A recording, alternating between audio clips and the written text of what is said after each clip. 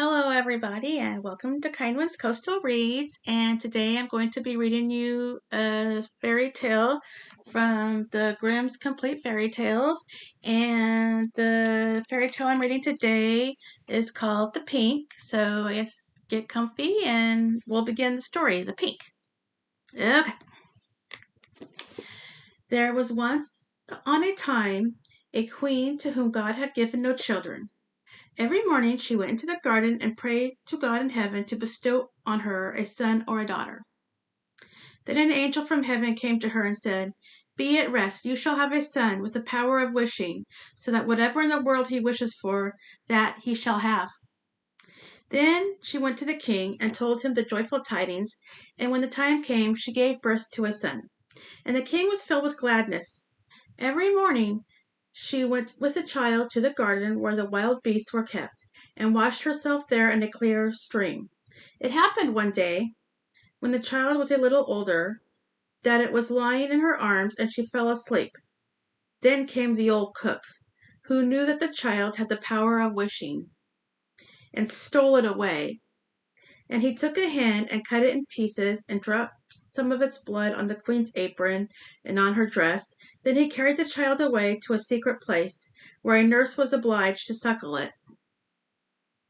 And he ran to the king and accused the queen of having allowed her child to be taken from her by the wild beasts. When the king saw the blood on her apron, he believed this, fell into such a passion that he ordered a high tower to be built, in which neither sun nor moon could be seen, and had his wife put in it and walled up. Here she was to stay for 7 years without meat or drink, and die of hunger. But God sent 2 angels from heaven in the shape of white doves, which flew to her twice a day, and carried her food until the 7 years were over. The cook, however, thought to himself, "If the child has the power of wishing, and I am here, he might very easily get me into trouble." So he left the palace and went to the boy, who was already big enough to speak, and said to him, "Wish for a beautiful palace for yourself, with a garden and all else that pertains to it." Scarcely were the words out of the boy's mouth when everything was there that he had wished for. And after a while the cook said to him, "It is not good for you to be so alone. Wish for a pretty girl as a companion." Then the king's son wished for one, and she immediately stood before him, and was more beautiful than any painter could have painted her. The two played together and loved each other with all their hearts, and the old cook went out hunting like a nobleman. The thought, however, occurred to him that the king's son might some day wish to be with his father, and thus bring him into great peril. So he went out and took the maiden aside and said, "Tonight, when the boy is asleep, go to his bed and plunge the knife into his heart, and bring me his heart and tongue, and if you do not do it, you shall lose your life." Thereupon he went away, and when he returned the next day she had not done it, and said, "Why should I shed blood of an innocent boy who has never harmed anyone?" The cook once more said, "If you do not do it, it shall cost you your own life." When he had gone away, she had a little deer brought to her, and ordered her to be killed, and took her heart and tongue, and laid them on a plate. And when she saw the old man coming, she said to the boy, "Lie down in your bed, and draw the covers over you." Then the wicked wretch came in and said, "Where are the boy's heart and tongue?" The girl reached the plate to him, but the king's son threw off the quilt and said, "You old sinner, why did you want to kill me? Now I will pronounce your sentence. You shall become a black poodle, and have a gold collar round your neck, and shall eat burning coals till the flames burst forth from your throat." And when he had spoken those words, the old man was changed into a poodle dog, and had a gold collar round his neck, and the cooks were ordered to bring up some live coals, and these he ate until the flames broke forth from his throat. The king's son remained there a short while longer, and he thought of his mother, and wondered if she were still alive. At length he said to the maiden, "I will go home to my own country. If you will go with me, I will provide for you." "Ah," she replied, "the way is so long, and what shall I do in a strange land, where I am unknown?" As she did not seem quite willing, and as they could not be parted from each other, he wished that she might be changed into a beautiful pink, and took her with him.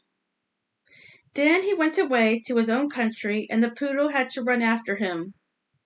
He went to the tower in which his mother was confined, and as it was so high, he wished for a ladder which could reach up to the very top. Then he mounted up and looked inside and cried, "Beloved mother, Lady Queen, are you still alive, or are you dead?" She answered, "I have just eaten and am still satisfied," for she thought the angels were there. Said he, "I am your dear son, whom the wild beasts were said to have torn from your arms, but I am alive still, and will speedily rescue you." Then he descended again and went to his father, and had himself announced as a strange hunter, and asked if he could enter his service. The king said yes, if he was skilled and could get game for him, he should come join him. But that deer had never taken up their quarters in any part of the district or country. Then the hunter promised to procure as much game for him as he could possibly use at the royal table. So he summoned all the hunters together and bade them go out into the forest with him. And he went with them and made them form a great circle, open at one end where he stationed himself, and began to wish. 200 deer and more came running inside the circle at once, and the hunters shot them. Then they were all placed on 60 country wagons and driven home to the king, and for once he was able to deck his table with game, after having had none for all for years.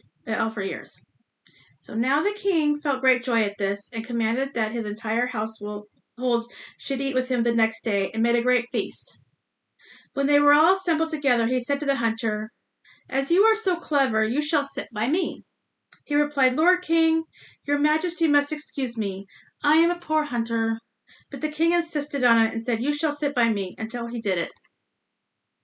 While he was sitting there, he thought of his dearest mother, and wished that one of the king's principal servants would begin to speak of her, and would ask how it was faring with the queen in the tower, and if she were alive still, or had perished. Hardly had he formed that wish than the marshal began and said, "Your majesty, we live joyously here, but how is the queen living in the tower? Is she still alive, or has she died?" But the king replied, "She let my dear son be torn to pieces by wild beasts. I will not have her named." Then the hunter arose and said, "Gracious Lord Father, she is alive still, and I am her son, and I was not carried away by wild beasts, but by that wretch, the old cook, who tore me from her arms when she was asleep, and sprinkled her apron with the blood of a chicken." Thereupon he took the dog with the golden collar and said, "This is the wretch," and caused live coals to be brought, and these the dog was compelled to devour before the sight of all, until flames burst forth from its throat.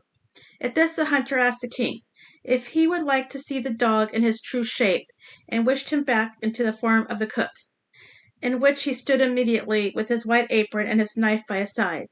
When the king saw him, he fell into a passion, and ordered him to be cast into the deepest dungeons. Then the hunter spoke further and said, "Father, will you see the maiden who brought me up so tenderly, and who was afterwards to murder me, but did not do it, though her own life depended on it?" The king replied, "Yes, I would like to see her." The son said, "Most gracious father, I will show you to her in the form of a beautiful flower." And he thrust his hand into his pocket and brought forth the pink, and placed it on the royal table, and it was so beautiful that the king had never seen one equal to it. Then the son said, "Now I will show her to you in her own form," and wished that she might become a maiden, and she stood there looking so beautiful that no painter could have made her look more so.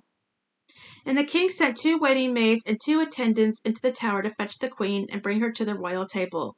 But when she was led in, she ate nothing, and said, "The gracious and merciful God, who has supported me in the tower, will speedily release me." She lived 3 days more, and then died happily. And when she was buried, the 2 white doves, which had brought her food to the tower, and were angels of heaven, followed her body, and seated themselves on her grave.